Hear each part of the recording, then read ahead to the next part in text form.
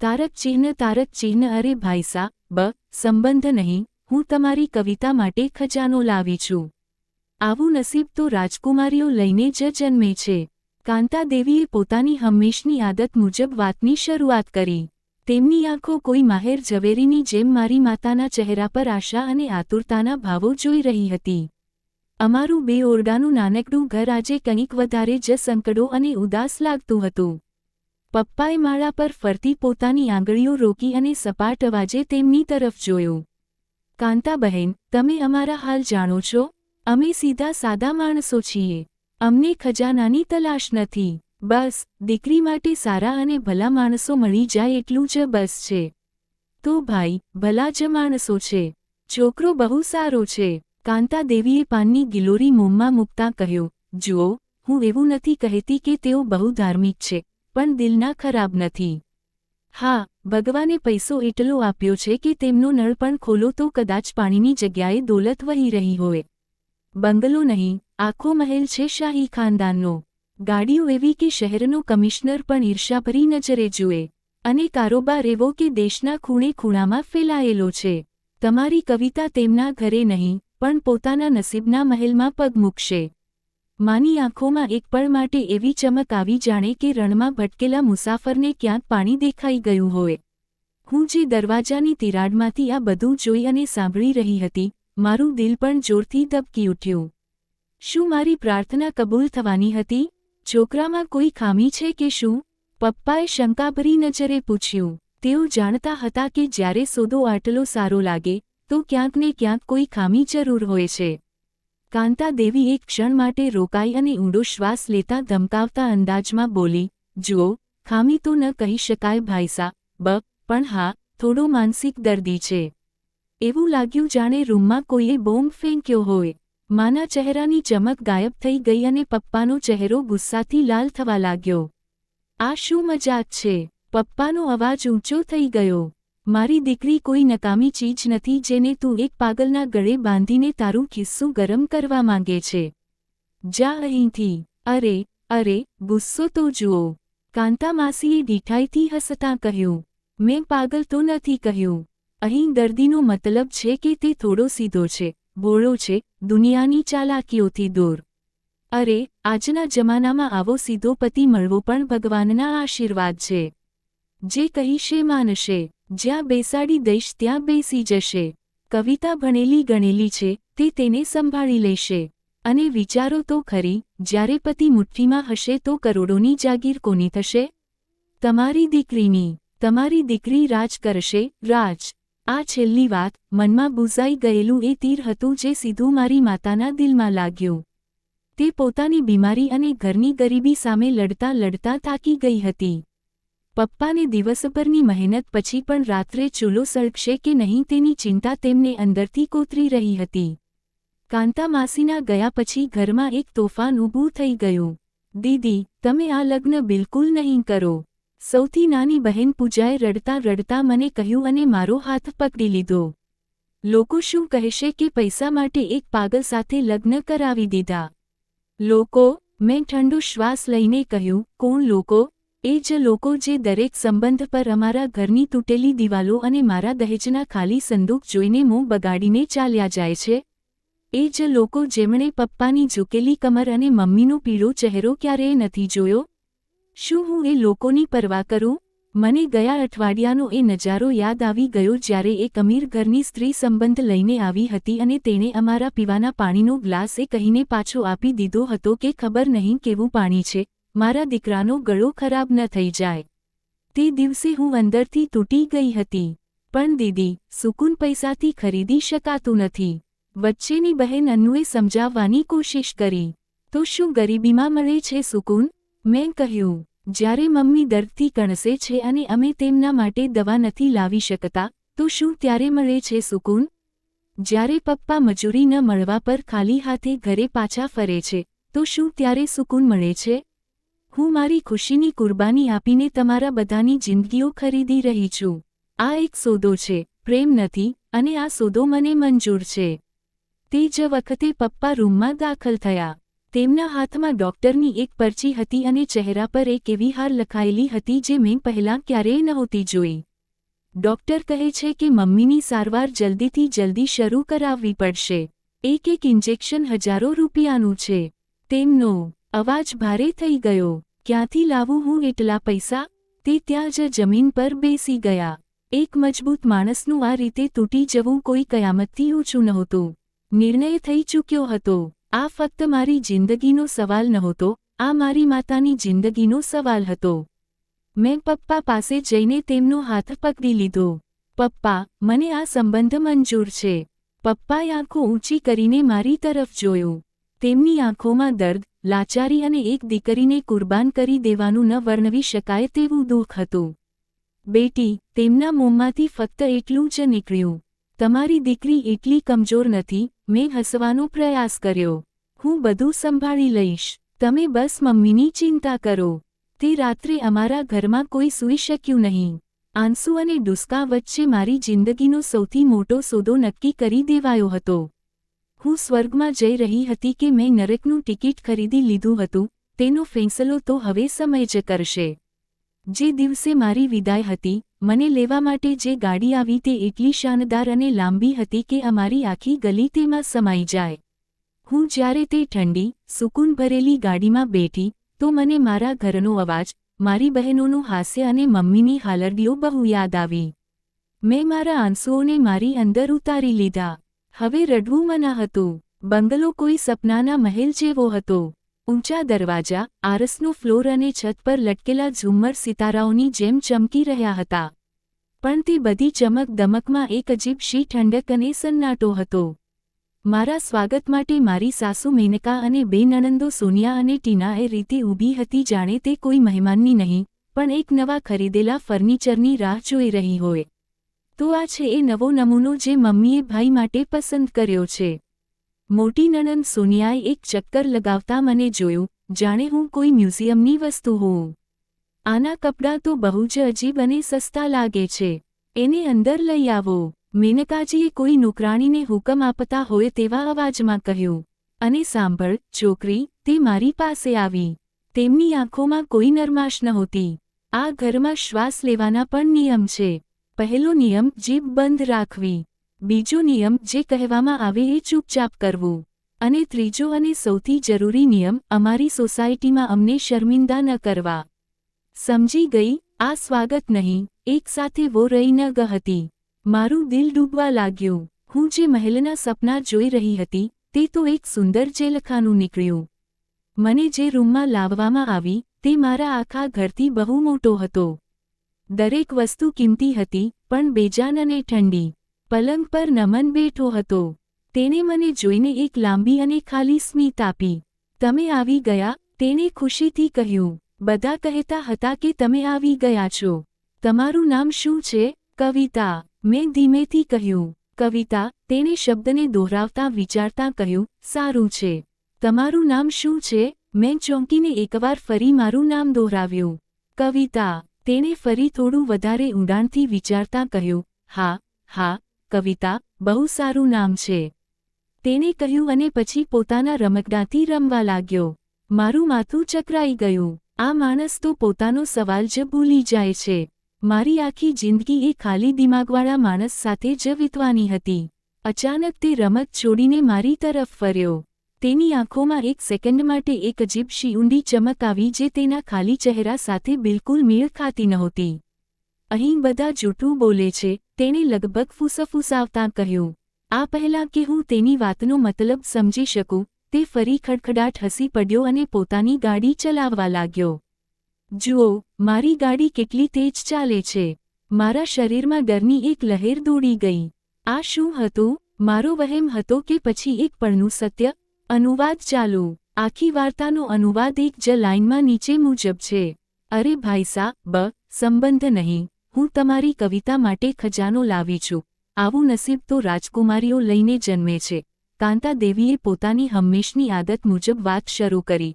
તેમની આંખો માહેર ઝવેરીની જેમ મારી માના ચહેરા પર આશા અને આતુરતાના ભાવો જોઈ રહી હતી. અમારું 2 રૂમનું નાનકડું ઘર આજે કંઈક વધુ જ સંકડો અને ઉદાસ લાગતું હતું. પપ્પાએ માળા પર ફરતી પોતાની આંગળીઓ રોકી અને સપાટ અવાજે તેમની તરફ જોયું. કાંતા બહેન, તમે અમારા હાલ જાણો છો? અમે સીધા સાદા માણસો છીએ. અમને ખજાનાની તલાશ નથી. બસ દીકરી માટે સારા અને ભલા માણસો મળી જાય એટલું જ બસ છે. તો કાંતા દેવીએ પાનની ગિલોરી મોંમાં મૂકતાં કહ્યું, તો ભલા જ માણસો છે. છોકરો બહુ સારો છે. હા, થોડો માનસિક દર્દી છે, પણ દિલના ખરાબ નથી. ભગવાને પૈસો એટલો આપ્યો છે કે નળ ખોલો તો પાણીની જગ્યાએ દોલત વહી રહી હોય. બંગલો નહીં, આખો મહેલ છે શાહી ખાનદાનનો. ગાડીઓ એવી કે શહેરનો કમિશનર પણ ઈર્ષા કરે. તમારી કવિતા તેમના ઘરે નહીં, પોતાના નસીબના મહેલમાં પગ મૂકશે. અને વિચાર કરો તો ખરી, જ્યારે પતિ મુઠ્ઠીમાં હશે તો કરોડોની જાગીર કોની થશે?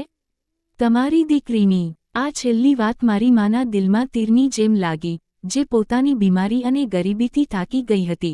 કાંતા માસીના ગયા પછી ઘરમાં તોફાન ઊભું થયું. નાની બહેન પૂજાએ રડતાં કહ્યું, દીદી, આ લગ્ન બિલકુલ નહીં કરો. લોકો શું કહેશે? મેં ઠંડો શ્વાસ લઈને કહ્યું, કોણ લોકો? એ જ લોકો જે અમારી ગરીબી જોઈને મોં બગાડીને જાય છે. હું મારી ખુશીની કુરબાની આપીને તમારા બધાની જિંદગીઓ ખરીદી રહી છું. આ એક સોદો છે, પ્રેમ નથી, અને આ સોદો મને મંજૂર છે. તે જ વખતે પપ્પા ડૉક્ટરની પર્ચી સાથે રૂમમાં આવ્યા. તેમના ચહેરા પર હાર હતી. મમ્મીની સારવાર જલ્દી કરાવવી પડશે. એક ઇન્જેક્શન હજારો રૂપિયાનું છે. ક્યાંથી લાવું હું એટલા પૈસા? તે જમીન પર બેસી ગયા. તેમનું તૂટી જવું કયામતથી ઓછું નહોતું. મેં પપ્પાનો હાથ પકડી લીધો. પપ્પા, મને આ સંબંધ મંજૂર છે. હું બધું સંભાળી લઈશ. તમે બસ મમ્મીની ચિંતા કરો. તે રાત્રે આંસુ અને ડુસકા વચ્ચે મારી જિંદગીનો સૌથી મોટો સોદો નક્કી થયો. વિદાયના દિવસે મને લેવા આવેલી ગાડી એટલી શાનદાર હતી કે અમારી આખી ગલી તેમાં સમાઈ જાય. હું ઠંડી ગાડીમાં બેઠી તો મારા ઘરનો અવાજ અને મમ્મીની હાલરડીઓ યાદ આવી. મેં આંસુ અંદર ઉતારી લીધા. હવે રડવું મના હતું. બંગલો સપનાના મહેલ જેવો હતો, પણ ત્યાં એક અજીબ શી ઠંડક અને સન્નાટો હતો. મારા સ્વાગત માટે મારી સાસુ મેનકા અને નણંદો સોનિયા અને ટીના ઊભી હતી, જાણે કે કોઈ ફર્નિચરની રાહ જોતી હોય. સોનિયાએ કહ્યું, આ છે એ નવો નમૂનો જે મમ્મીએ ભાઈ માટે પસંદ કર્યો છે. એના કપડાં તો બહુ જ અજીબ અને સસ્તા લાગે છે. મેનકાજીએ કહ્યું, એને અંદર લઈ આવો. અને સાંભળ છોકરી, આ ઘરમાં શ્વાસ લેવાના પણ નિયમ છે. પહેલો નિયમ, જીભ બંધ રાખવી. બીજો, જે કહેવામાં આવે એ ચૂપચાપ કરવું. અને ત્રીજો, અમારી સોસાયટીમાં અમને શર્મિંદા ન કરવા. સમજી ગઈ? આ સ્વાગત નહીં પણ વો રહી ન ગ હતી. મારું દિલ ડૂબી ગયું. મહેલ તો એક સુંદર જેલખાનું નીકળ્યું. જે રૂમમાં મને લાવવામાં આવી તે મારા આખા ઘરથી મોટો હતો, પણ બેજાન અને ઠંડો. પલંગ પર નમન બેઠો હતો. તેણે મને જોઈને ખાલી સ્મિત આપીને કહ્યું, તમે આવી ગયા? તમારું નામ શું છે?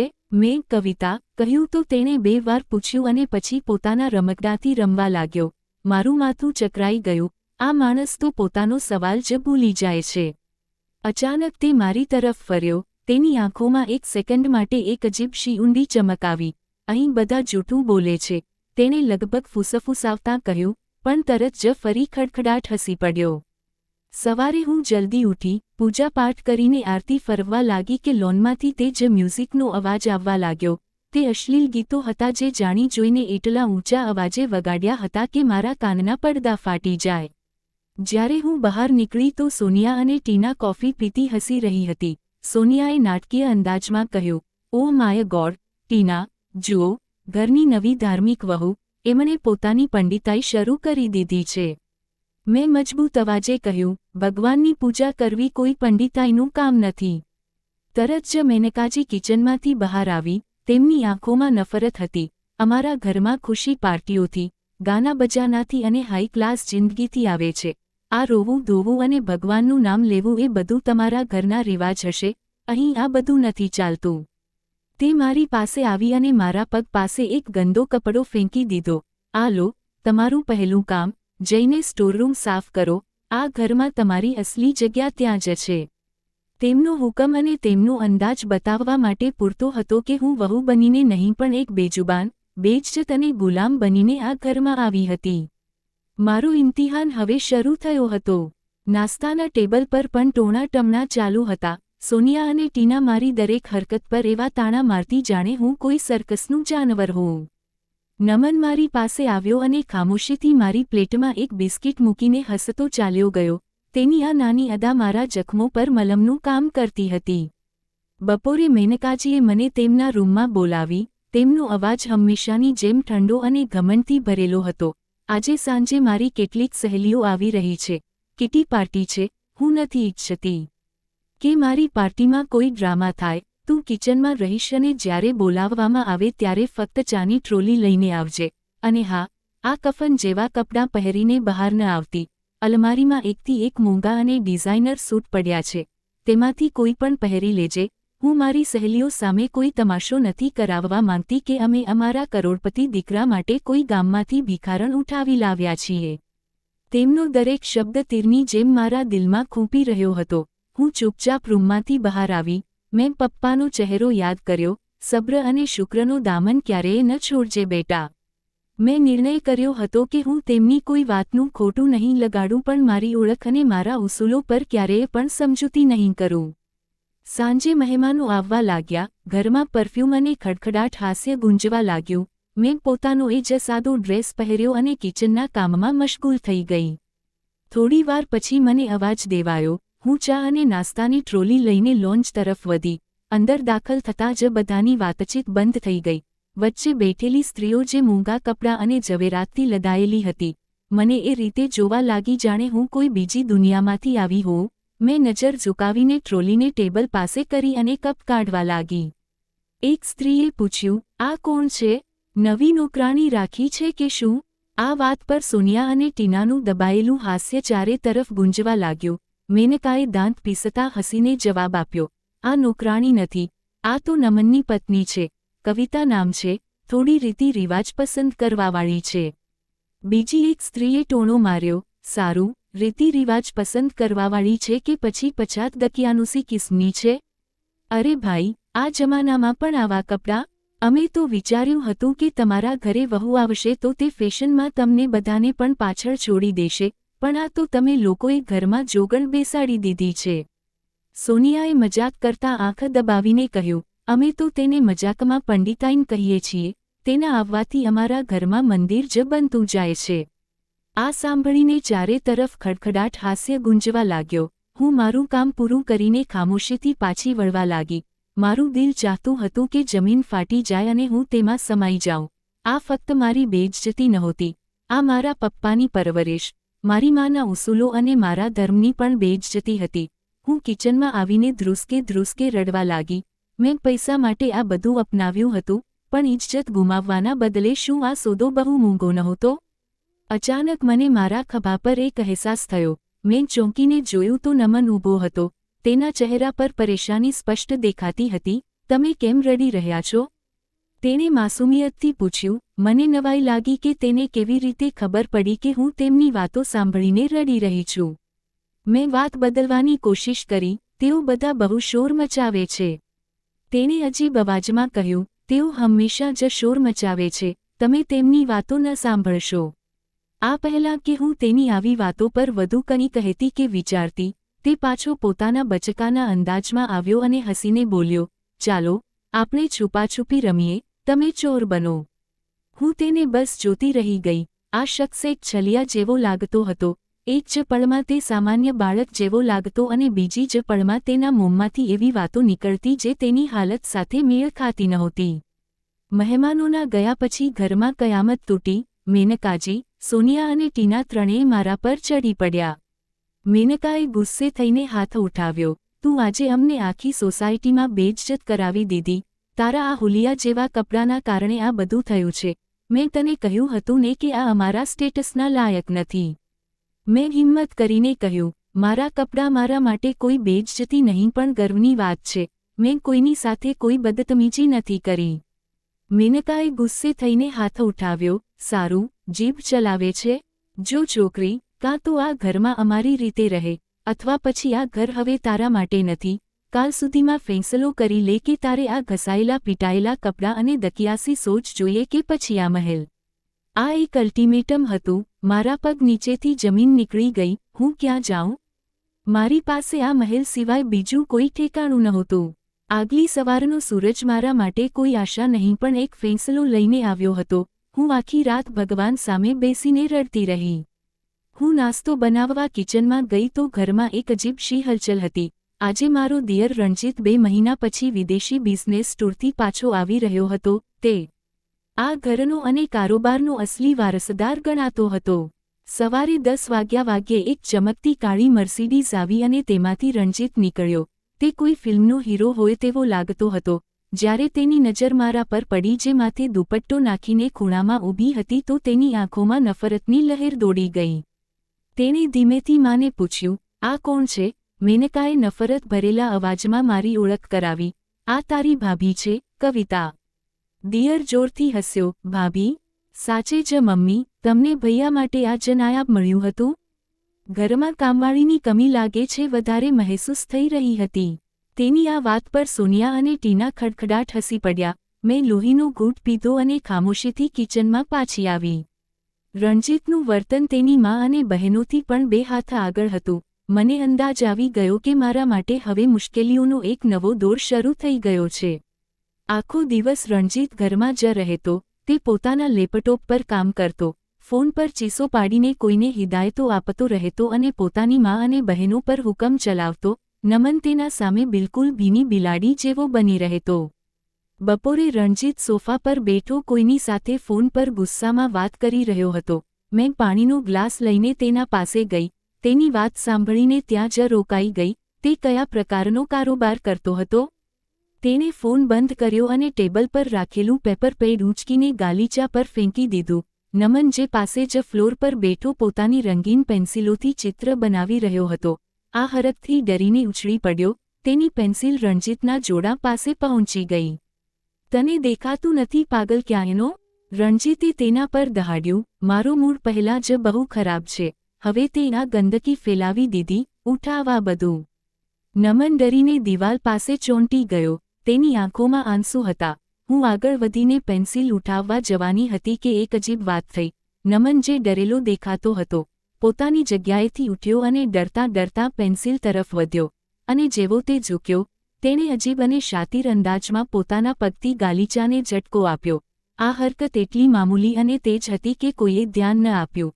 પણ હું બિલકુલ સામે ઊભી હતી અને મારી નજર તેના પર ટકી ગઈ હતી. તેના પગની ઠોકરથી ગાલીચામાં એક સળ પડી અને રણજીતના પગ પાસે રાખેલી એક જરૂરી ફાઇલ, જેના પર તે કામ કરી રહ્યો હતો, લપસીને સોફા નીચે ચાલી ગઈ. નમન પેન્સિલ ઉઠાવી અને એક ઝટકામાં મારા પર એક નજર નાખી. એક એવી નજર જે સેકન્ડના 1000મા ભાગમાં તેના ચહેરા પર આવી અને પછી ગાયબ થઈ ગઈ. તેમાં ડર નહીં પણ એક અજીબ ઊંડાણ હતું. પછી તે પાછો પોતાની જગ્યાએ ગયો અને માસૂમિયતથી રંગ ભરવા લાગ્યો. મારા દિલમાં ધક્કો લાગ્યો. આ શું હતું? શું આ ફક્ત ઇત્તેફાક હતો કે પછી વિચારીને કરેલી કોઈ ચાલ? જે રીતે તેણે ફાઇલને છુપાવી હતી, તે કોઈ ઓછા અકલવાળા માણસનું કામ નહોતું હોઈ શકતું. મારા મનમાં ધડાકો થયો. આ ઘરમાં દરેક કોઈ એક કિરદાર નિભાવી રહ્યું હતું. દરેક ચીજ પર પડદો પડ્યો હતો, પણ સૌથી ખૌફનાક પડદો કદાચ એ જ હતો જેને હું અત્યાર સુધી સૌથી માસૂમ સમજી રહી હતી. તે રાત મારી જિંદગીની સૌથી બેચેન રાત હતી. હું કરવટો બદલતી રહી અને મારી આંખો સામે એક જ નજારો ઘૂમી રહ્યો હતો. નમનનો પગ, ગાલીચામાં પડેલી સળ અને સોફા નીચે લપસતી તે ફાઇલ. આ કોઈ ઇત્તેફાક નહોતો. આ એક સોચી સમજી અને દિમાગ સાથે રમાયેલી શતરંજની ચાલ હતી. અને તે રમતમાં હું હવે નાદાનીથી જ સહી, પણ એક જરૂરી મોહરાની પત્ની બની ચૂકી હતી. જો નમનનું માનસિક રીતે બીમાર હોવું ફક્ત એક નાટક છે તો પછી તે કોણ છે? આ પહેરવેશ પાછળ કેવો ચહેરો છુપાયેલો છે? દોસ્તનો કે દુશ્મનનો? મને સચ્ચાઈ જાણવી હતી. દરેક કિંમત પર મેં ફેંસલો કર્યો કે હવે હું નમનને દયાની નજરથી નહીં પણ જાસૂસની નજરથી જોઈશ.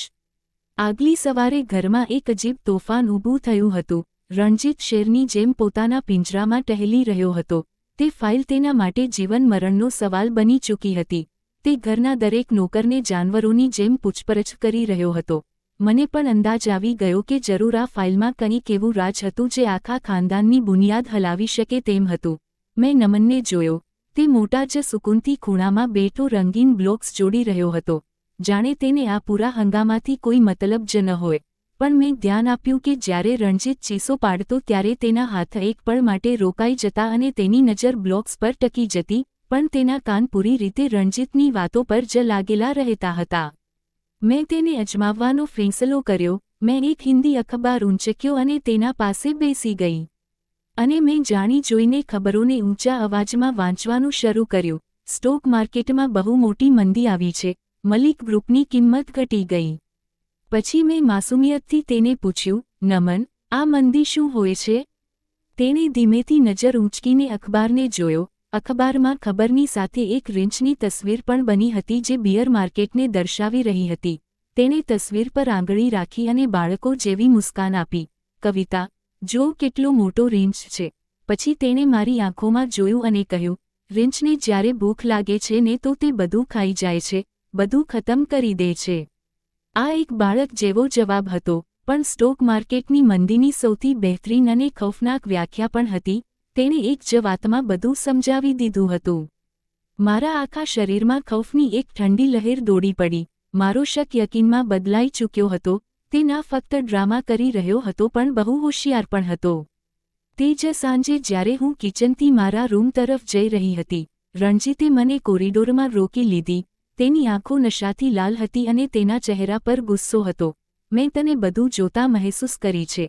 તું ખુદને બહુ હોશિયાર સમજે છે. તે મારા બહુ નજીક આવી ગયો. તે ફાઇલ તારી પૂરી ફેમિલીની કુલ કિંમતથી પણ વધારે કિંમતી છે. મારી માએ તને વો રઈનગ આપી હતી. હું તને તેનું પરિણામ જણાવી રહ્યો છું. જો તે આ બધું ભણવાનો ડ્રામા ખતમ ન કર્યો અને એક તાબેદાર પત્નીની જેમ રહેવાનું શરૂ ન કર્યું, તો હું ફક્ત એક ફોન કરીશ અને તારો પરિવાર કોઈ જૂઠા કેસમાં જેલમાં બંધ હશે અને તારી બહેનોને કોલેજમાંથી કાઢી મૂકવામાં આવશે. તું વિચારી પણ નહીં શકે કે મારી પહોંચ ક્યાં સુધી છે. તેણે મને દિવાલ સાથે લગાવી દીધી. મારું દિલ ડરથી ગળામાં અટકી ગયું. તમે ફેંસલો કરી લો. મારી વાત માનશો તો પોતાના ખાનદાનની બરબાદીનો તમાશો જોશો. તેણે પોતાનો હાથ મારી તરફ લંબાવ્યો જ હતો કે અમારા રૂમમાંથી કોઈ વસ્તુ તૂટવાનો જોરદાર અવાજ આવ્યો, ક્રેક. અને તેની સાથે જ નમનની દિલ દહેલાવી દેનારી ચીક પણ હવામાં ગુંજી, મારું હવાઈ જહાજ. મારું સૌથી પ્યારું રમકડું તોડી દીધું. રણજીતે ચોંકીને તેની તરફ જોયું. નમન એક બાળકની જેમ ફ્લોર પર આળોટી રહ્યો હતો. લાનત છે આ મનહૂસ પર, રણજીત ગુસ્સાથી બોલ્યો. આ ઘરમાં એક મુસીબત ઓછી હતી જે આ બીજી પણ છે. તે મને છોડીને ગુસ્સાથી રૂમ તરફ વધી ગયો. હું ગભરાઈને ત્યાં જ દિવાલ પાસે ઊભી રહી ગઈ. નમને એકવાર ફરી મને બચાવી લીધી હતી. આ કોઈ ઇત્તેફાક નહોતો. એક પળ પછી નમન પોતાના રૂમના દરવાજા પર દેખાયો. તે હજી પણ ડુસકા લઈ રહ્યો હતો, પણ તેની નજર મારા પર ટકી ગઈ. તેણે કોઈને જોયા વિના તૂટેલા રમકડાના ટુકડા ઉઠાવવાના શરૂ કરી દીધા. પણ પછી તેનો અવાજ મારા કાનોમાં આવ્યો. એક ધીમો અવાજ જે ફક્ત મારા માટે હતો. આ ઘરની દિવાલો પણ સાંભળે છે, એટલે સતેજ રહો. આ કહીને તે ફરી ઊંચા અવાજમાં રડવા લાગ્યો. આ એક ઇકરાર હતો, એક ખુફિયા જંગનું એલાન હતું. તે ક્ષણે મને અહેસાસ થયો કે મેં ઘરમાં પોતાનો સૌથી ખતરનાક અને સૌથી તાકાતવર સાથી શોધી લીધો છે. તે રાતના અકસ્માત પછી મારા અને નમન વચ્ચે એક અનકહ્યો સંબંધ કાયમ થઈ ગયો હતો. હવે અમે શબ્દોથી વધારે આંખોથી વાત કરતા હતા. જ્યારે પણ અમે રૂમમાં એકલા હોતા, તેના ચહેરા પરથી માસૂમિયતનો પડદો થોડી ક્ષણો માટે હટી જતો અને તે થાકેલો, સમજદાર ઇન્સાન લાગવા લાગતો. બીજી તરફ રણજીત સાથે મારો સંબંધ દિવસે દિવસે વધારે અજીબ થતો જઈ રહ્યો હતો. તે મને નીચું દેખાડવાનો કોઈ પણ મોકો હાથમાંથી જવા દેતો નહોતો. એક રાત હું કિચનથી પાણી લેવા ગઈ તો અચાનક કંઈક અવાજ થયો. તે અવાજોએ મને રોકાવવા મજબૂર કરી દીધી હતી. રણજીત, મેનકા અને સોનિયા બંને લોનમાં ત્યાં જ બેઠા હતા. હું દિવાલના ખૂણામાં છુપાઈને તેમની વાતો સાંભળવા લાગી. મેનકા કહી રહી હતી, મમ્મી, આપણે જલ્દી નમનને કાનૂની રીતે માનસિક રોગી ઘોષિત કરી દેવો પડશે, અને આનાથી જો ડોક્ટરની રિપોર્ટ બની ગઈ તો હું તેની બધી જાગીરનો પાવર ઓફ અટર્ની હાંસલ કરી લઈશ. રણજીતે કહ્યું, તેના લગ્ન કરાવવાથી જ આ પ્લાનનું પહેલું પગલું હતું જેથી બધાને યકીન થઈ જાય કે તેને એક દેખભાળ કરનારની જરૂર છે. મેનકાએ ચાલાકીથી પૂછ્યું, પણ તે છોકરીનું શું કરીશું? રણજીતે શેતાની હાસ્ય હસી દીધું. તેની ચિંતા ન કરો, એવી છોકરીઓને કાબૂમાં કરવી મને બહુ સારી રીતે આવડે છે.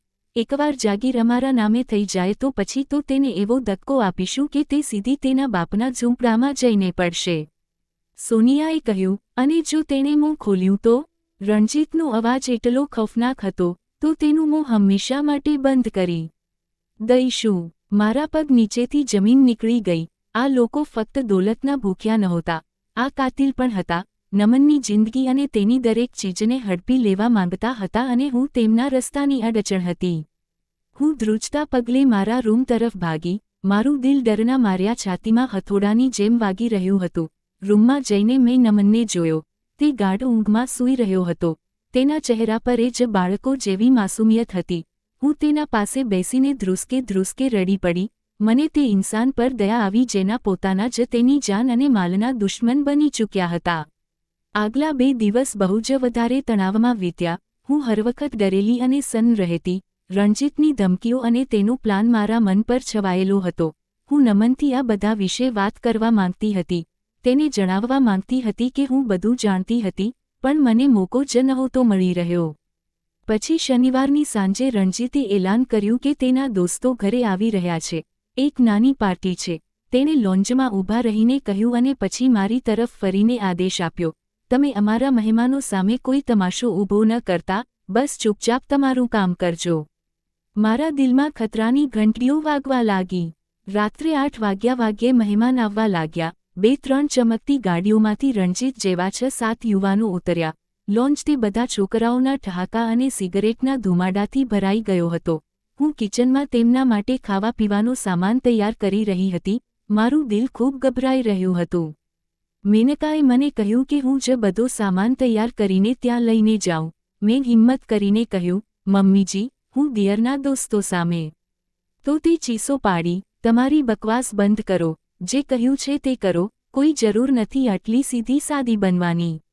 મજબૂરીમાં મારે ચાની ટ્રોલી તૈયાર કરવી પડી. મારા હાથ ધ્રુજી રહ્યા હતા. મને એવું લાગી રહ્યું હતું જાણે હું મારી ઇજ્જતની ટ્રે સજાવીને ભૂખ્યા વરુઓ સામે જઈ રહી હોઉં. જ્યારે હું કિચનમાંથી બહાર નીકળી તો મેં મારા રૂમ તરફ એક નજર નાખી. દરવાજો થોડો ખુલ્લો હતો. અંદર નમન ઊભો હતો. તે રમી નહોતો રહ્યો. તે બારી પાસે ઊભો બહાર લોકોની તરફ જોઈ રહ્યો હતો. તેના ખભા તંગ હતા અને તેના ચહેરા પર બાળકો જેવી માસૂમિયત નહોતી પણ ખડક જેવી કઠોરતા અને ઇંતજાર હતો. એવો ઇંતજાર જાણે કોઈ શિકારી પોતાના શિકારના જાળમાં ફસાવવાનો ઇંતજાર કરી રહ્યો હોય. મારા હાથ હજી પણ ખૂબ જ ખરાબ રીતે ધ્રુજી રહ્યા હતા. ટ્રોલીના પૈડા ગાલીચા પર એક મનહૂસ અવાજ પેદા કરી રહ્યા હતા, જાણે તે મારા અંજામનું એલાન કરી રહ્યા હોય. મેં ઊંડો શ્વાસ લીધો અને લોન્જમાં કદમ રાખ્યું. અંદરનું માહોલ મારી સોચથી પણ વધારે ખરાબ હતું. 7-8 છોકરા સોફા પર અડધા નશામાં પડ્યા હતા. હવામાં સિગરેટનો ધુમાડો તરી રહ્યો હતો. રણજીતે મને જોઈને તેજ અવાજમાં કહ્યું, ઓ ભાઈ, તાળીઓથી બધા સ્વાગત કરો, અમારી ભાભીજી. આ સાંભળીને જોર-જોરથી ઠહાકા ગુંજવા લાગ્યા. હું નજર ઝુકાવીને ટેબલની બિલકુલ પાસે પહોંચી ગઈ. અમન નામના એક છોકરાએ તીખી અને ભારે નજરોથી મારા પર હાસ્ય વહાવી દીધું. અરે વાહ રણજીત યાર, તે તો જણાવ્યું જ નહોતું કે તે એક નાયાબ ટુકડો ઘરમાં છુપાવી રાખ્યો છે. મેં તેની વાતને નજરઅંદાજ કરી અને ચાના કપ કાઢવા લાગી. રણજીતે કહ્યું, આટલી જલ્દી શું છે? અમારા દોસ્તો તમારી સાથે કંઈક વાત કરવા માંગે છે. મેં હિંમત કરીને ધીમેથી કહ્યું, મને કિચનમાં કામ છે. અમન પોતાની જગ્યાએથી ઉઠીને મારી પાસે આવી ગયો. ઓહો, આટલી શરમાળ, અમે તમને ખાઈ થોડી જઈશું. જરા પોતાના ચહેરાનું દીદાર તો કરાવો, અમે પણ તો જોઈએ ચાંદનો ટુકડો. આ કહેતા અચાનક તેણે મારી તરફ પોતાનો હાથ લંબાવ્યો. મેં ધ્રુજતા અવાજમાં કહ્યું, દૂર રહો મારાથી. તે હસ્યો, અરે, તમે તો ગુસ્સે થઈ રહ્યા છો. રણજીત અને તેના બાકીના દોસ્તો આ સિચ્યુએશનને જોઈને બહુ ખુશ થઈ રહ્યા હતા. અચાનક તેણે ઝપટ મારીને મારો હાથ પકડી લીધો. મેં આંસુ ભરી આંખોથી કહ્યું, મેં ના પાડીને, છોડો મારો હાથ બેશરમ ઇન્સાન. મારી આંખોમાં આંસુ આવી ગયા. રણજીત હસતા હસતા બોલ્યો, છોડ પણ દે અમન, તે એમ નહીં માને. નહીં, હું તો આજે ભાભીનું દીદાર કરીને જ જઈશ. અમન મારો હાથ વધારે કસીને પકડી લીધો.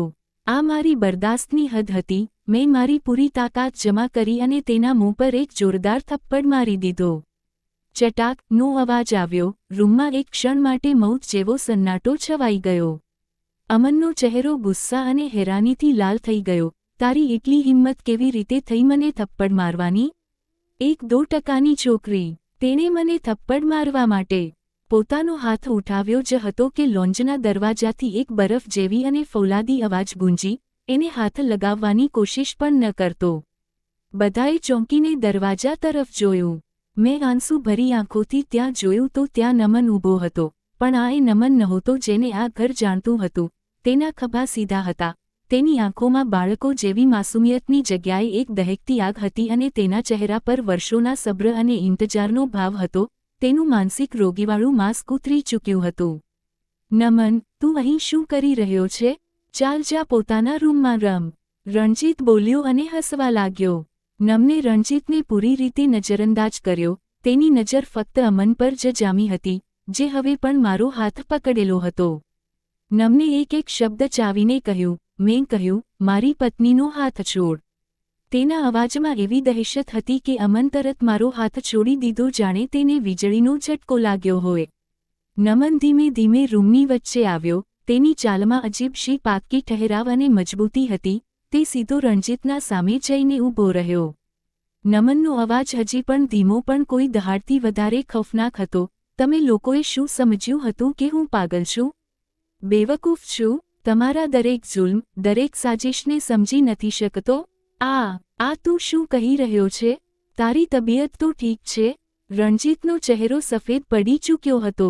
મારી તબિયત બિલકુલ ઠીક છે, નમને કહ્યું અને આગલી જ પળ તેનો હાથ ઉઠ્યો અને એક જોરદાર ગુંસો રણજીતના જડબા પર પડ્યો. પણ હવે તારી તબિયત ઠીક નહીં રહે. રૂમમાં ભાગદોડ મચી ગઈ. નમને રણજીતને ગળેથી પકડી લીધો અને બેતહાશા મારવાનું શરૂ કરી દીધું. તમારી હિંમત કેવી રીતે થઈ મારી ઇજ્જત પર હાથ નાખવાની? તે ચીસો પાડી રહ્યો હતો. પહેલાં તમે લોકોએ મારો માલ છીનવવાની કોશિશ કરી અને હવે મારી પત્ની. રણજીતના દોસ્તો ડરીને પોતાના દોસ્તને બચાવવા માટે આગળ વધ્યા પણ નમનના ગુસ્સાની આગળ કોઈની એક ન ચાલી. મેનકા અને મારી નણંદો શોર સાંભળીને ભાગતી આવી. હે ભગવાન, આ શું થઈ રહ્યું છે? નમન, છોડી દે મારા દીકરાને. મેનકા જોર જોરથી ચીસો પાડી રહી હતી. હું ત્યાં જ ઊભી હતી. આઘાતમાં મારા આંસુ સુકાઈ ચૂક્યા હતા. જે ઇન્સાનને હું પોતાનો સૌથી મોટો બોજ સમજી રહી હતી, તે જ મારો રખવાળો બનીને ઊભો હતો. ડ્રામા ખતમ થઈ ચૂક્યો હતો અને અસલી કહાણી હવે શરૂ થઈ. રણજીતના દોસ્તો તેને અધમરી હાલતમાં ઉઠાવીને ભૂતની જેમ ઘરથી ભાગી ગયા. લોન્જમાં હવે ફક્ત અમે 5 લોકો જ રહી ગયા હતા. રણજીત ફ્લોર પર પડ્યો કણસી રહ્યો હતો. મેનકા, સોનિયા અને ટીના નમનને એવી રીતે જોઈ રહી હતી જાણે તેમને કોઈ અજાણી વ્યક્તિ જોઈ લીધી હોય. નમન, શું તું પાગલ થઈ ગયો છે?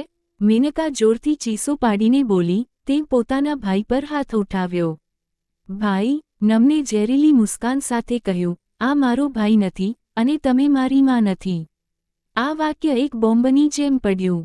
ત્રણેય સ્ત્રીઓના ચહેરા સફેદ પડી ગયા. આ શું બકવાસ કરી રહ્યો છે તું? મેનકાનો અવાજ ધ્રુજી રહ્યો હતો. બકવાસ હું નહીં, તમે લોકો 20 વર્ષથી કરતા આવ્યા છો. નમન મારી તરફ ફર્યો. તેની આંખોમાં એક ક્ષણ માટે નરમાશ આવી. તમે ઠીક છો? મેં ફક્ત માથું હલાવ્યું. તે ફરી તે ત્રણેય તરફ વધ્યો. બકવાસ હું નહીં, તમે લોકો કરતા આવ્યા છો. મેં બધું સાંભળ્યું હતું તે રાત્રે જ્યારે મારા પપ્પાનું અવસાન થયું હતું. હું છુપાઈને બધું સાંભળી રહ્યો હતો. તમે અને રણજીતનો પિતા, મારો સાવકો બાપ, શું પ્લાન બનાવી રહ્યા હતા? આ જૂઠું છે. સોનિયા ચીસો પાડી. જૂઠું? નમન હસવા લાગ્યો. એક એવું હાસ્ય જેમાં ઝેર અને દર્દ બંને સામેલ હતા. મેં સાંભળ્યું હતું કે તમે લોકો મને પાગલ સાબિત કરવા માંગો છો. મારી બધી જાગીર હડપવા માંગો છો. મને કોઈ પાગલખાનામાં ફેંકી દેવા માંગો છો. હું તે વખતે બાળક હતો, ડરી ગયો હતો. મેં ત્યાં જ તે બનવાનો ફેંસલો કર્યું જે તમે લોકો મને બનાવવા માંગતા હતા. મેં પાગલપણાનો ડ્રામા રચાવ્યો. 20 વર્ષ સુધી હું આ ઘરમાં એક પડછાયાની જેમ રહ્યો. તમારી દરેક વાત સાંભળતો રહ્યો, તમારી દરેક પ્લાનિંગ જોતો રહ્યો. તેણે રણજીત તરફ ઇશારો કર્યો. આને કારોબારમાંથી કરોડો રૂપિયા ચોર્યા. તમે બંનેએ મારા પપ્પાના બધા ઝવેરાત વેચી દીધા. તમે બધાએ મારા બાપની દોલત પર એશ કરી અને મને એક ફાલતુ બેકાર ચીજ સમજીને ખૂણામાં ફેંકી દીધો. તું આ બધું. મેનકા પાસે હવે શબ્દો ખતમ થઈ ગયા હતા. હા, હું આ બધું જાણતો હતો. નમને કહ્યું. તમે લોકોએ વિચાર્યું કે આ છોકરી સાથે મારા લગ્ન કરાવીને અદાલતમાં એ સાબિત કરી દેશો કે મને એક દેખભાળ કરનારની જરૂર છે. આ તમારી છેલ્લી ચાલ હતી, પણ તમે લોકો ખોટા હતા. તમે મારા માટે એક એવા ઇન્સાનને લઈને આવ્યા જેના અંદર હજી જમીર જીવતો હતો, તેની આત્મા હતી. તમે લોકો મારા માટે સાચે જ એક સારી છોકરી લઈ આવ્યા. તેણે મારી આંખોમાં જોયું અને બોલ્યો, તમે મારા માટે જે કંઈ સહન કર્યું તેના માટે હું માફી ચાહું છું, પણ હવે નહીં. પછી તે આગળ વધ્યો અને તેણે એક નંબર મિલાવ્યો. હેલો એડવોકેટ સાહેબ, હું નમન બોલી રહ્યો છું. જી, હવે વખત આવી ગયો છે. કાલ સવારે 10 વાગ્યે બધા કાગળ લઈને ઘરે આવી જાઓ. જી, આ બધાને એમની ઓકાત હવે બતાવવાની છે. ફોન બંધ કરીને તેણે તેમની તરફ જોયું. તમારા લોકો પાસે હવે 2 રસ્તા છે. કાં તો આજે રાત ચૂપચાપ આ ઘરથી દફા થઈ જાઓ ફક્ત તમારા કપડાં લઈને, અથવા પછી કાલ મારા વકીલ અને પોલીસનો સામનો કરો. મારા પાસે તમારા લોકો વિરુદ્ધ ફ્રોડ, ગબન અને કત્લની સાજિશના બધા પુરાવા મોજૂદ છે. રણજીત જે દર્દથી કણસી રહ્યો હતો, નફરતથી બોલ્યો, તું તેની કિંમત ચૂકવશે નમન, તું મને જાણતો નથી. નમને ઠંડા અવાજે જવાબ આપ્યો, હું તને બહુ સારી રીતે જાણું છું રણજીત. તે આગળ વધ્યો અને મારો હાથ પકડી લીધો. તેની પકડ મજબૂત અને ભરોસાથી ભરેલી હતી. ચાલ કવિતા, આ ગંદકીની સફાઈનો વખત થઈ ગયો છે. તે મને લોન્જમાંથી કાઢીને પોતાના રૂમ તરફ લઈ ગયો. પાછળ મેનકા, મારી સાસુ, સોનિયા અને ટીના, મારી નણંદો અને ફ્લોર પર પડેલો રણજીત પોતાના બનાવેલા નરકના કાટમાળ પર બેઠા હતા. હવે તેમની બાદશાહત ખતમ થઈ ચૂકી હતી, અને એક નવો બાદશાહ પોતાની મલ્લિકા સાથે પોતાનું તખ્ત પાછું લઈ ચૂક્યો હતો. રૂમમાં આવીને નમને દરવાજો બંધ કર્યો. લોન્જમાંથી કણસવાના અને ચીસો પાડવાના ધીમા ધીમા અવાજો હવે દમ તોડી રહ્યા હતા. અમારા વચ્ચે એક અજીબ શી ખામોશી છવાઈ ગઈ.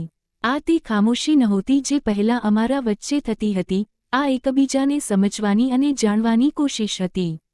મેં પહેલીવાર નમનને તેના અસલી રૂપમાં જોયો હતો. તે એક સમજદાર, મજબૂત અને થાકેલો ઇન્સાન હતો, જેણે 20 વર્ષ સુધી ન સહી શકાય તેવો બોજ જેમ તેમ ઉઠાવ્યો હતો. મેં હિંમત કરીને પૂછ્યું, તમે આ બધું એકલા કેવી રીતે સહન કર્યું? તેણે ઊંડો શ્વાસ લીધો જાણે તે 20 વર્ષનું ઝેર બહાર કાઢી રહ્યો હોય. જ્યારે ઇન્સાન પાસે કોઈ બીજો રસ્તો ન હોય તો તે સહન કરવાનું શીખી જ જાય છે. કવિતા. તેની વાતમાં ઊંડો દર્દ હતો. હું એક બાળક હતો, જ્યારે મેં મારા બાપની મોત પછી આ લોકોને સાજિશની વાતો કરતા સાંભળ્યા. હું બહુ ડરી ગયો હતો. હું જાણતો હતો કે જો મેં મારી સમજદારી બતાવી તો તે મને કોઈને કોઈ રીતે રસ્તામાંથી હટાવી દેશે. એટલે મેં તે બનવાનો ફેંસલો કર્યો જે મને જોવા માંગતા હતા. એક ઓછી અકલવાળો અને નાસમજ છોકરો. આ મારી ખુદની સુરક્ષા માટે હતું, મારું પોતાનું હથિયાર હતું. પણ આ બહુ મુશ્કેલ રહ્યું હશે. મેં કહ્યું, મુશ્કેલ? આ નરક જેવું હતું, તે બોલ્યો. દરરોજ પોતાના કાતિલો સાથે રહેવું, તેમની નફરત ભરી નજરો સહન કરવી, તેમના ટોણા સાંભળવા અને પછી પણ હસતા હસતા એક પાગલનો કિરદાર નિભાવવો. હું અંદર જ અંદર મરી રહ્યો હતો. હું બસ સાચા સમયની રાહ જોઈ રહ્યો હતો. અને તે સાચો સમય ક્યારે આવ્યો? મેં પૂછ્યું. તેણે મારી તરફ જોયું અને તેની આંખોમાં પહેલીવાર મેં શુક્રગુજારી જોઈ. તે સાચો સમય તમે લઈને આવ્યા, જ્યારે મેં તમને પોતાના માટે, પોતાની ઇજ્જત અને ઉસૂલો માટે આ બધા સામે ઊભેલા જોયા. જ્યારે મેં તમને દરેક જુલ્મ સહન કર્યા પછી પણ રાત્રે ઉઠીને ભગવાન સામે રડતા જોયા, ત્યારે મને હિંમત મળી. મને લાગ્યું કે જો તમે આટલા બહાદુર હોઈ શકો તો મારે પણ હવે મારો અધિકાર લેવો જોઈએ. તમે મને તે હિંમત આપી છે જે હું 20 વર્ષમાં જમા નહોતો કરી શક્યો. તેની વાતોએ મારા દિલને સ્પર્શી લીધું. મારા આંસુ વહેવા લાગ્યા. આ હમદર્દીના નહીં, એક અજીબ શી ખુશી અને ફક્રના આંસુ હતા. આગલી સવારે 10 વાગ્યે વકીલ આવી ગયો.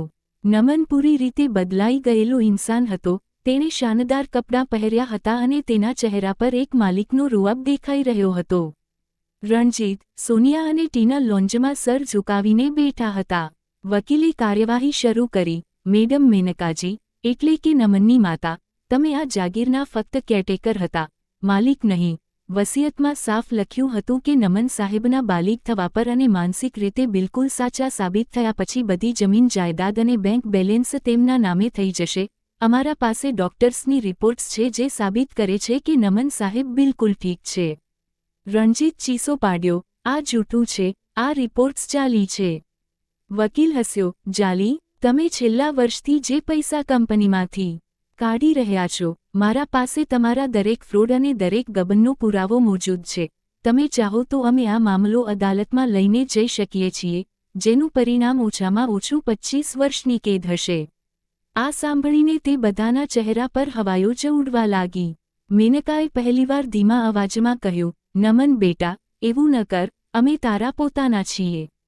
પોતાના? નમને તીખા અવાજે કહ્યું, પોતાના એ નથી હોતા જે માલ અને દોલત માટે કત્લની સાજિશો કરે. મેં તમને લોકોને કાલ રાત્રે એક મોકો આપ્યો હતો. તમે ચાહતા તો ઇજ્જતથી અહીંથી જઈ શકતા હતા, પણ હવે તો તમે અહીંથી બેઇજ્જત થઈને જ જશો. તેણે સિક્યોરિટી ગાર્ડ્સને ઇશારો કર્યો. આ ચારેયને તેમના રૂમો સુધી લઈ જઈને કહો કે ફક્ત પોતાના કપડાં લઈ જાય. તેમનો એક એક પૈસો, જવેરાત બધું આ જ ઘરનું છે અને અહીં જ રહેશે. તેમને ઘરની બહાર છોડી આવો. રણજીત જતાં જતાં નફરત ભરી નજરથી નમનને જોતા બોલ્યો, હું તને બરબાદ કરી દઈશ નમન, તું મને જાણતો નથી.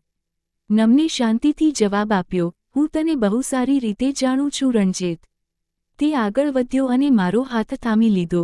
ચાલ કવિતા, આ ગંદકીની સફાઈનો વખત થઈ ગયો છે. તે મને લોન્જમાંથી કાઢીને પોતાના રૂમ તરફ લઈ ગયો. પાછળ મેનકા, સોનિયા, ટીના અને રણજીત પોતાના બનાવેલા નરકના કાટમાળ પર બેઠા હતા. તેમની બાદશાહત ખતમ થઈ ચૂકી હતી. રૂમમાં આવીને નમને દરવાજો બંધ કર્યો. લોન્જમાંથી ચીસો પાડવાના અવાજો હવે દમ તોડી રહ્યા હતા. અમારા વચ્ચે એક અજીબ શી ખામોશી છવાઈ ગઈ. મેં હિંમત કરીને પૂછ્યું, તમે આ બધું એકલા કેવી રીતે સહન કર્યું? તેણે ઊંડો શ્વાસ લીધો. જ્યારે ઇન્સાન પાસે કોઈ બીજો રસ્તો ન હોય તો તે સહન કરવાનું શીખી જ જાય છે. મેં મારી સુરક્ષા માટે પાગલપણાનો ડ્રામા રચ્યો હતો. આ નરક જેવું હતું. હું બસ સાચા સમયની રાહ જોઈ રહ્યો હતો. અને તે સાચો સમય ક્યારે આવ્યો? તે સાચો સમય તમે લઈને આવ્યા. તેણે મારી તરફ જોયું. જ્યારે મેં તમને પોતાના માટે, પોતાની ઇજ્જત અને ઉસૂલો માટે આ બધા સામે ઊભેલા જોયા, ત્યારે મને હિંમત મળી. તમે મને તે હિંમત આપી છે જે હું 20 વર્ષમાં જમા નહોતો કરી શક્યો. આગલી સવારે 10 વાગ્યે વકીલ આવ્યો. મેનકા, સોનિયા અને ટીનાના ચહેરા સફેદ પડી ગયા. વકીલે કહ્યું કે ડોક્ટર્સની રિપોર્ટ સાબિત કરે છે કે નમન સાહેબ બિલકુલ ઠીક છે અને જાગીર હવે તેમની થઈ ગઈ છે, અને રણજીત પર ફ્રોડ અને ગબનના પુરાવા છે, જેનું પરિણામ 25 વર્ષની કેદ હશે. મેનકા ગીડગીડાઈ, નમન બેટા, એવું ન કર. નમને ઠંડા અવાજે કહ્યું, પોતાના એ નથી હોતા જે માલ અને દોલત માટે કત્લની સાજિશો કરે. તમે લોકો હવે અહીંથી બેઇજ્જત થઈને જશો. તેણે ગાર્ડ્સને ઇશારો કર્યો, આ ચારેયને ઘરની બહાર છોડી આવો, ફક્ત પોતાના કપડાં લઈને. રણજીત જતાં જતાં નફરતથી બોલ્યો, હું તને બરબાદ કરી દઈશ નમન. નમને શાંતિથી જવાબ આપ્યો, હું તને બહુ સારી રીતે જાણું છું રણજીત. તે આગળ વધ્યો અને મારો હાથ થામી લીધો. ચાલ કવિતા, આ ગંદકીની સફાઈનો વખત થઈ ગયો છે. તે રાત્રે રણજીતની ગાડી શહેર બહાર એક ટ્રક સાથે ટકરાઈ ગઈ. ડોક્ટર કહે છે કે તે જીવતો રહેશે, પણ કદાચ પછી ક્યારેય પોતાના પગ પર ઊભો નહીં થઈ શકે. રસ્તામાં નમનને મેનકા અને બંને બહેનો મળી. તેમના ચહેરા પર હવે શાહી રૌનકની જગ્યાએ ભિખારીઓ જેવી લાચારી હતી. નમને ઠંડા અવાજે કહ્યું, મેં કંઈ નથી કર્યું, આ બધું તેના પોતાના ઘમંડ અને પાગલપણાનું પરિણામ છે. આગલા થોડાક અઠવાડિયા બદલાવના હતા. નમને કારોબારને એવી સમજદારીથી સંભાળ્યો કે જૂના કર્મચારીઓ પણ દંગ રહી ગયા. તેણે રણજીતના તમામ બદમાશ અને ચાપલુસ સાથીઓને નોકરીમાંથી કાઢી મૂક્યા. વકીલ સાહેબ ફરી આવ્યા અને કહ્યું કે સોનિયા અને ટીનાના સાસરિયાવાળાઓને કાનૂની નોટિસ મોકલીને જાણ કરી દીધી છે કે હવે તેમનો તમારી જાગીરમાં કોઈ હિસ્સો નથી, અને જેવું તમે વિચાર્યું હતું, ટીનાના પતિએ એક અઠવાડિયામાં તલાકના કાગળ મોકલી દીધા અને સોનિયાને પણ તેના સાસરિયાવાળાઓએ સામાન સમેટીને તેની મા પાસે છોડી દીધું. કહે છે કે કોઈ સ્ટેટસ વિના તેમને પોતાની વહુ નથી જોઈતી. થોડા અઠવાડિયા પછી એક સવારે નમને મને હેરાન કરી દીધું. તૈયાર થઈ જાઓ, આપણે તમારા ઘરે જઈ રહ્યા છીએ. અમે એક સાદી ગાડીમાં બેઠા અને ગામ તરફ રવાના થઈ ગયા. મમ્મી અને પપ્પા અમને જોઈને ભાગતા બહાર આવ્યા. મમ્મી હવે પહેલાંથી ખૂબ સારી લાગી રહી હતી. નમન મારા પપ્પા સાથે મોટા જ ઇજ્જત અને પ્રેમથી વાત કરી રહ્યો હતો. નમને પપ્પાનો હાથ પકડીને કહ્યું, પપ્પાજી, હું જાણું છું કે તમે લોકોએ કયા હાલમાં કવિતાનો હાથ મારા હાથમાં આપ્યો હતો. હું તમારી દીકરીની કુરબાનીનું કરજતો નથી ચૂકવી શકતો. પણ હું તમને વાયદો કરું છું કે તેની આંખોમાં ફરી ક્યારેય પણ આંસુ નહીં આવે. મેં અમ્માજીના ઈલાજ અને બહેનોની ભણતર અને લગ્ન માટે એક ફંડનું ઇંતજામ કરી દીધો છે. તમને કોઈ પણ ચીજની ચિંતા કરવાની હવે કોઈ જરૂર નથી. પપ્પાની આંખોમાં આંસુ આવી ગયા. બેટા, મેં તો મારી દીકરીનો સોદો કર્યો હતો. મને માફ કરી દેજો, પણ તે સોદાને પણ એક અનમોલ સંબંધમાં બદલી દીધો. તે મારી ઇજ્જત રાખી. તે દિવસે મેં મારા ખાનદાનની આંખોમાં એક ખુશી જોઈ, તે ખુશી જે દોલતથી નહીં પણ સુકૂન અને ઇજ્જતથી મળે છે. પાછા ફરતા ગાડીમાં ખામોશી હતી, પણ આ એક સુકૂનથી ભરેલી ખામોશી હતી. જ્યારે અમે અમારા ઘરે પહોંચ્યા તો નમને મારો હાથ પકડીને કહ્યું, તમારા પપ્પાએ કહ્યું કે તેમને તમારી કુરબાની આપી હતી, પણ સાચું એ છે કે તમે તમારા ખાનદાનની ઇજ્જત માટે કુરબાની આપી હતી અને હું તે કુરબાનીની ઇજ્જત કરવા માંગુ છું. તેણે મને એ જ કાગળ પકડાવ્યા જે થોડા દિવસ પહેલાં વકીલ લઈને આવ્યા હતા. આ અડધી જાગીર હવે તમારા નામે છે. આ કોઈ ભીખ નહીં, આ તમારો અધિકાર છે. તમે આ ઘરની મલ્લિકા છો અને મારી જિંદગીની સાથી છો. મેં કાગળને જોયા વિના તેના છાતી પર માથું મૂકી દીધું. મારી તલાશ હવે પૂરી થઈ ચૂકી હતી. હું આ ઘરમાં દોલતની તલાશમાં આવી, પણ ભગવાને મને દોલતની સાથે સાથે ઇજ્જત, મોહબ્બત, સુકૂન અને એક એવો સાથી પણ આપી દીધો હતો જેણે મારી આત્માના જખમો પર મલમ મૂકી દીધો હતો. અમે મળીને એક નરકને સ્વર્ગમાં બદલી દીધો હતો અને હવે અમારી આગળની જિંદગી પણ આ જ સ્વર્ગમાં વીતવાની હતી. મારી કહાણીથી અમે શીખ્યા કે અસલી દોલત પૈસા કે જાગીર નહીં, પણ દિલનું સુકૂન, સારા સંબંધો અને ઇજ્જત છે. લાલચ અને સાજિશ ઇન્સાનને ફક્ત બરબાદીના રસ્તા પર જ લઈને જાય છે.